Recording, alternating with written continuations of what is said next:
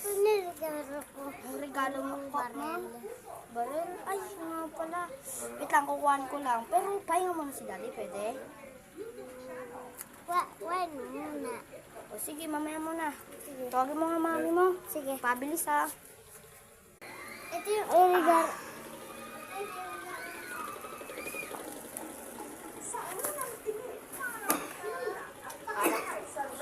O anak, pikit ka muna.